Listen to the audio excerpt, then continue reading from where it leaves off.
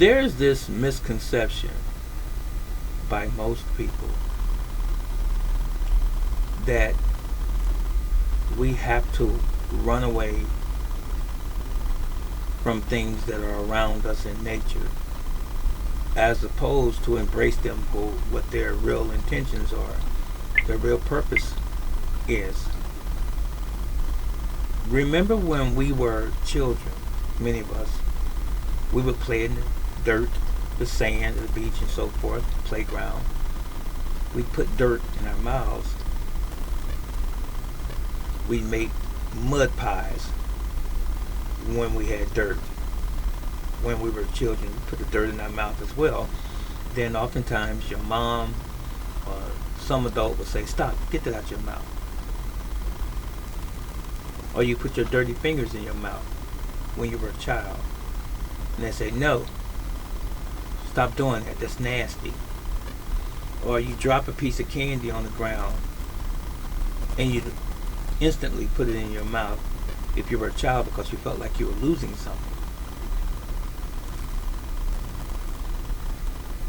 And if you look fast forward into today, especially since COVID, pandemic so-called, you find people over sanitizing, paranoid even, washing their hands, using absorbent amounts of hand sanitizer. Almost everywhere you go, they're wiping their hands off, using alcohol pads and swabs and so forth, just in general society. I'm not talking about a hospital, which is to be expected. I've worked in a hospital in the medical field as well. But you see a lot of people that they don't want to shake hands anymore. And they walk around, some with gloves on. You'll see people go into public places using a napkin or a towel now, or their coat sleeve, and they won't touch the handles or the rails on the doors with their naked hands. It's amazing to me how much we don't know. Did you not know that the human body, your body, has its own immune system?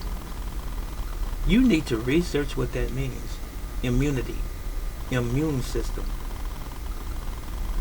And that just simply means that it has a system that protects it against those germs and those viruses and those bacteria that's out here in nature, which, by the way, we cannot escape. It's been with us since the beginning of time. We came from the soil. Humanity. Everything that's in our bodies is in the ground. Have you ever thought about that? If you haven't, you should. How ignorant are we? And I don't mean that to put you down. Ignorance just simply means that you don't know. How ignorant are you, that you don't know the world that you live in and you don't know where you came from? When you die, what happens? Your body rots, it breaks down, and it becomes as the soil again, because that's where we came from. So why are we so paranoid about the soil, what's in the soil, and the dirt in the air, and so forth? Because that's where we came from. And what's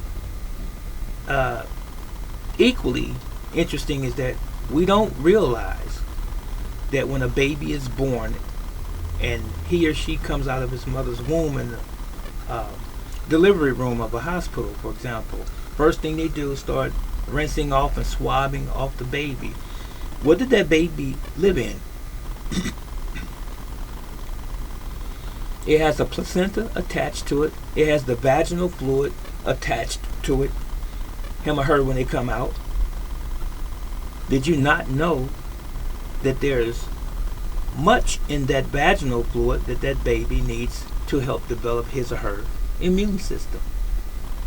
So why the rush to clean the baby off and bring the baby into a sterile environment?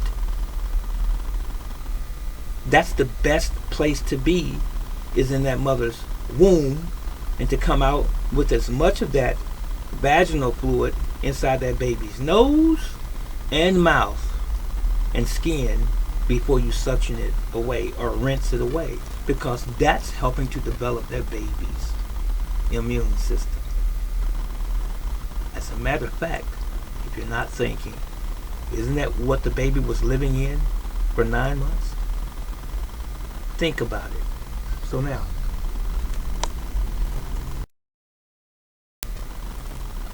so that should be something to get you to think. You develop your immune system greatly by the things that you're exposed to as a child, not trying to avoid the things that you're exposed to as a child. How do you build an immune system? I mean, you came from your mom, from her womb. Your, no pun intended, your immune system was in its infancy. It has to be exposed, and you have to be exposed to germs, because we are a germ. You have to be exposed to viruses. You have to be exposed to bacteria. There's good and bad germs and bacteria and viruses, good and bad. You must be exposed in order for your immune system to get stronger, so that it can ward off those negative things as you progress through life and become older. That's how it's developed, through stress, the stress of exposure, not you avoiding it being exposed. We're not supposed to live in a sepsis, which is a hospital type environment, outside in the world.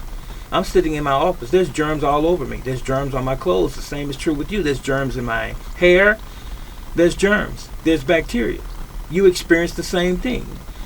Even when you take a shower or a bath and you wash yourself off, you're taking surface dirt off. But why does your body replenish itself? It does. Why does it destroy old blood cells? Not blood cells, but old cells, skin tissue, if you will, cells in the body. You lose old cells and you gain new cells. Your liver replenishes itself. Other organs replenish the cellular structure within them. Why do you think everything stays the same? It's not going to be that way. So I just touched on germs, bacteria, and viruses lightly, slightly. I'm talking about stress to the human body. The same is true when it comes to exercise. We're not designed to be still. We're not designed to sit around and do nothing.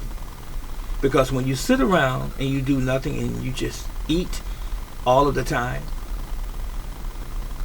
do you think that's healthy? No.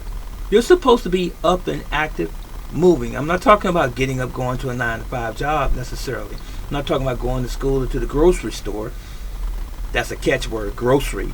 You know, a lot of people like to go to the grocery store more than they do exercising. If you look at the population in America, more respectively, more than 50% of the population is obese. Why? Because they've stopped doing something called exercise. You have to stress the organism. If you don't stress it, it doesn't get stronger. It doesn't remain strong. It doesn't remain vibrant. Of course, when we're born, we start dying. Once you leave your mother's womb, aging starts. You're getting old after you leave the birth canal. The baby's 1 minute old, 5 minutes old, a day old, a week old, a month old, a year old. You get what I'm saying? We begin to age. We're getting older already. So it behooves all of us as we're aging, from a child all the way far up until the Creator said that's enough and it's time for us to stop living. We're supposed to be maintaining this thing called our bodies as much as we possibly can. And when you put things in your body that counteract that strengthening of the body from exercise and eating proper diet and so forth, breathing fresh air, staying away from chemicals as much as you possibly can, when you alter that by putting cigarettes in your body, smoking cigarettes, tobacco if you will, consuming these things, destroying your lungs, and taking illicit drugs, illegal drugs if you will, putting other chemicals in your body that don't belong there, eating a lot of processed foods made by man in a laboratory, with all of these genetically modified organisms and so forth, and piling on the sugar and the high fructose corn syrup and things like this, you are slowing down the strengthening of the organism, and you age quicker. You age rapidly. Have you ever seen a person that's 40 years old that looks 60, or this 60-year-old that looks 80? I'm 61. I do not look 61, notwithstanding the gray hair. I have arthritis. I have gray hair that shows age. It shows wisdom. According to the scripture, the Bible, the hoary head, which means gray, is an honor to a man, but you got to be in the way to be honorable.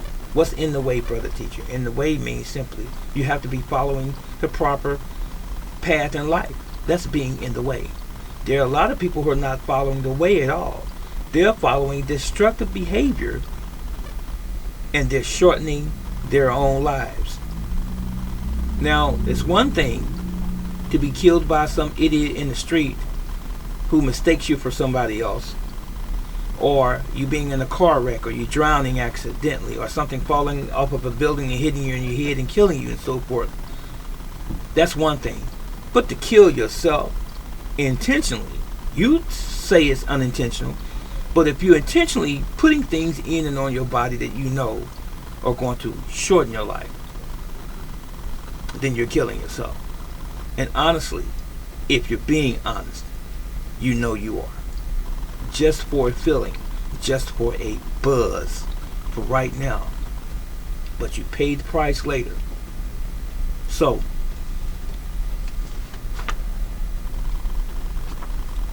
when you do push-ups and you're exercising, I'm using this as an example because I know this firsthand.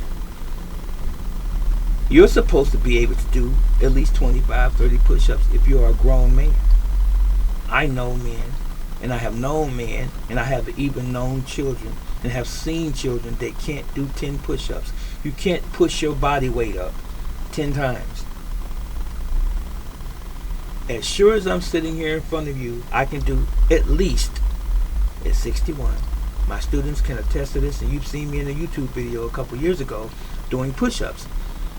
I can do at least 70 push-ups, just like that, right now, at 61. Now someone might say, well, that's because you've been in karate all your life, brother. Nope, it has nothing to do with it. Of course, the fact that I have been active most of my life in some physical activity, which happens to be the martial arts, I've missed a couple days doing push-ups because of other things that I've been busy doing and so forth. And I can still do 70 push-ups.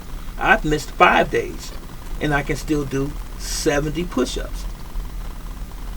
Yes, I can. I'm not saying that those listening to me should be able to do 70 push-ups or 100 push-ups. Okay, that's cool if you can. But you can't do 10.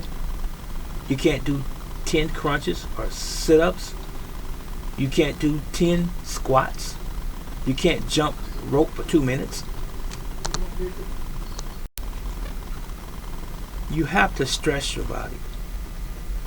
That's the word people run away from, stress. Stress doesn't have to be bad. We're going to experience some form and several forms of stress throughout our whole lives.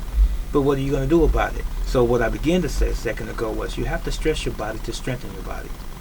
Stress is not supposed to overcome you. It's not supposed to overwhelm you. It's not supposed to destroy you. Stress is supposed to make you better. It's supposed to strengthen you. It's a process that we all go through. And as I say, and I have said many times before, it's not what you go through in life. It's how you deal with what you're going through or experiencing.